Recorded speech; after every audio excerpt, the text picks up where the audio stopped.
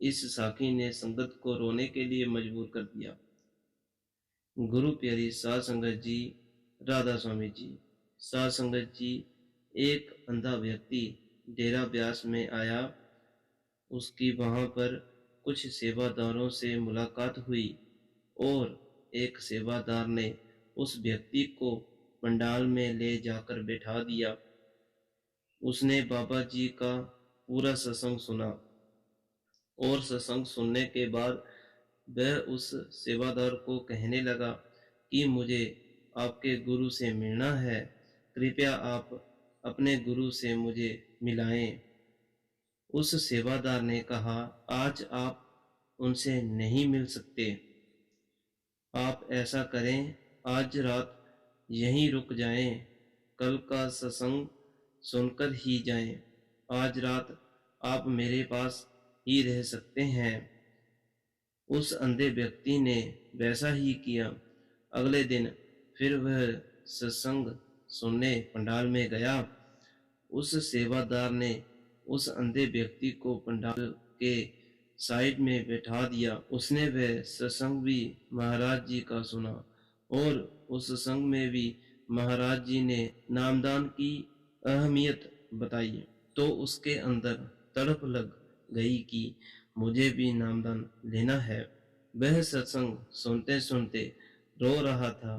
उसकी आंखों में से आंसू टपक रहे थे, तो उससे रहा नहीं गया। तो वह नामदान लेने के लिए लाइन में लग गया।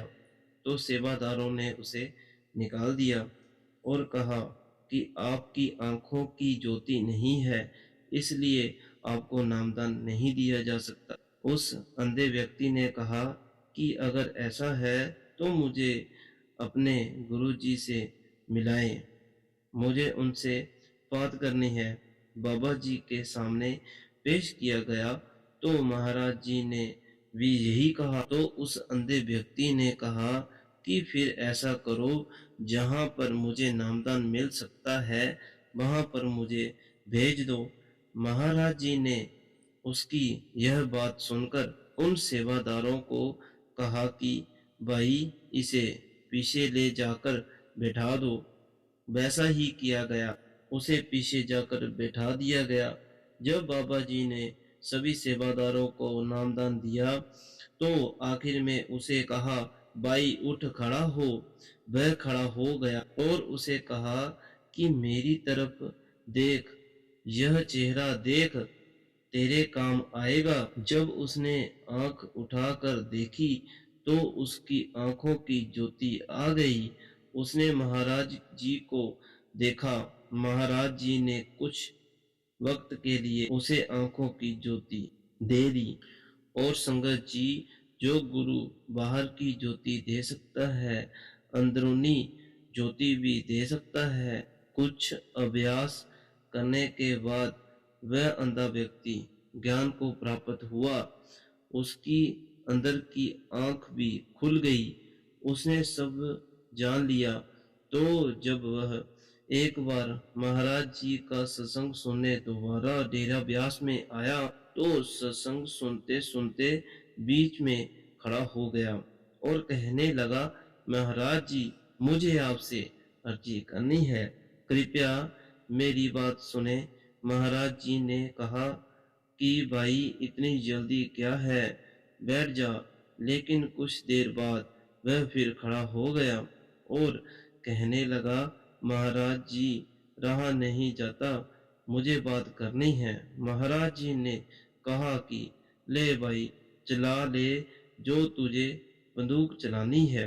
सारी संगत को कहने लगा, मेरे भाई बहनों, यह कोई इंसान नहीं है, यह पूर्ण संत गुरु रब हैं।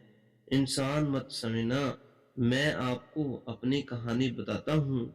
मैं पिछले जन्म में एक चील था जो कि डेरा ब्यास के पास एक वृक्ष पर रहता था और डेरा ब्यास के कुछ सेवादार वृक्ष के नीचे लंगर खाकर चले गए और टुकड़े मुझे मिल गए और मैंने वह टुकड़े खाए। खाने के बाद उडारी भरी तो एक रेलवे लाइन पर एक कुत्ता जो कि घायल पड़ा हुआ था, तो मैंने देखा कि मुझे मांस मिल गया, क्योंकि हम चील जात को मांस बहुत पसंद होता है।